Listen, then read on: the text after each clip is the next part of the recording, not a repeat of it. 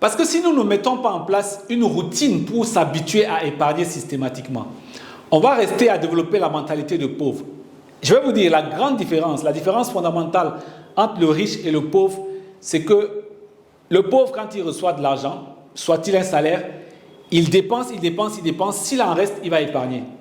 Le riche, quand il reçoit son argent, que ce soit un salaire ou un paiement, il met d'abord une partie de côté. Ça veut dire que ça devient une identité pour lui. Ensuite, le reste, il dépense.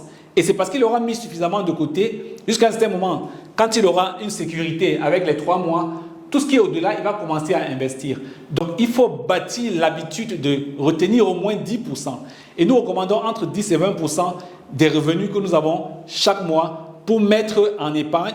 Et quand on dépasse les 3 mois, on commence à investir maintenant. C'est à ce moment qu'on passera à la 4e étape. Alors, tant que vous n'avez pas pu le faire comme ça de manière répétée pendant au moins 6 mois, l'habitude ne va pas s'installer. Donc, épargnez 10 à 20%. Et quand vous êtes plus jeune en début de carrière, je vous recommande d'être encore plus agressif. Parce qu'à ce moment-là, il y a moins de charges.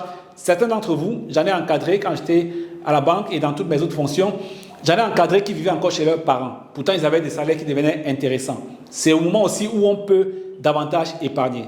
Et je voudrais peut-être féliciter un peu les jeunes dames parce que je me suis rendu compte par expérience que les jeunes dames épargnaient plus que les hommes. Ne me donnez pas l'explication, je ne veux pas savoir pourquoi, mais ce qui veut dire que quand on est jeune, on a moyen d'épargner davantage. Quand on a fait ces 3 éléments-là, vous voyez que les 3 premières étapes ne parlent que d'épargne, épargne, épargne. Épargne, donc une partie servira à éliminer les crédits de consommation.